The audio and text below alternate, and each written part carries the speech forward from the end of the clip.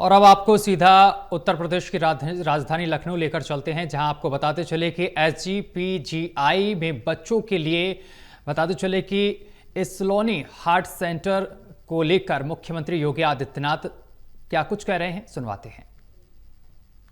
प्रत्यक्ष या अप्रत्यक्ष रूप से हमारी कार्य पद्धति में एक बाधक है।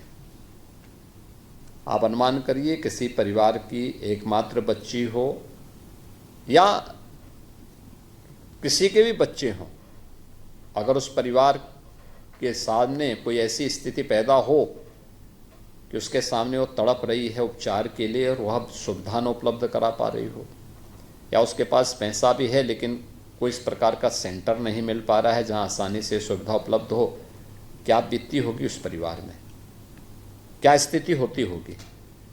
और यही स्थिति हम लोग नवजात शिशुओं की हार्ट डिजीज के मामले में भी देखते रहे हैं। और मैं धन्यवाद दूंगा SGPGI को, मैं धन्यवाद दूंगा सलोनी फाउंडेशन को कि इन्होंने एक इच्छा शक्ति के साथ इस कार्यक्रम को आगे बढ़ाया। फर्स्ट फेज का कार्यक्रम यहाँ जैसे कि SGPGI के डायरेक्टर यहाँ पे बता रहे थे, और सफलतापूर्वक यहाँ पे संपन्न हुआ है। वहाँ पे 30 बेड इस संबंध में अपने उपचार की सुविधा दे रहे हैं। मुझे भी वहाँ पे उन बच्चों से मिलने का अवसर प्राप्त हुआ था।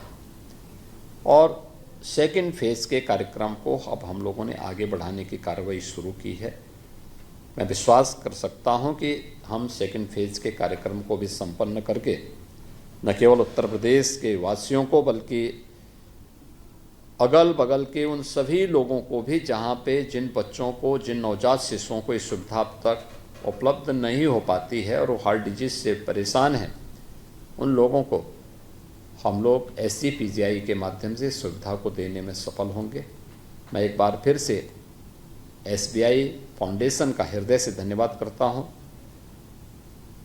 SGPGI और सलोनी फाउंडेशन की इस टीम को भी मैं हृदय से धन्यवाद देता हूं, जिन्होंने इस अच्छे कार्यक्रम को SGPGI के माध्यम से उत्तर प्रदेश सरकार के साथ मिलकर के आगे बढ़ाने का कार्य किया है। और हमें इस दिशा में निरंतर नए प्रयास को आगे बढ़ाने के लिए सदैव तैयार रहना पड़ेगा, क्योंकि ये केवल वर्तमान की नहीं बल्कि हमारे देश के भविष्य की भी महत्वपूर्ण बात होती है।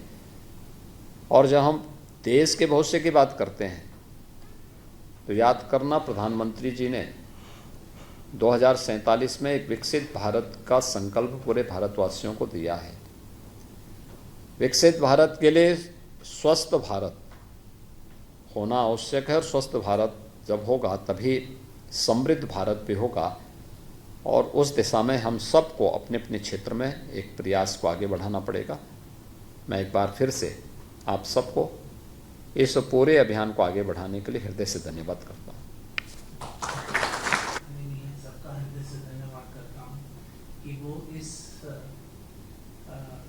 कार्यक्रम में उपस्थित हुए।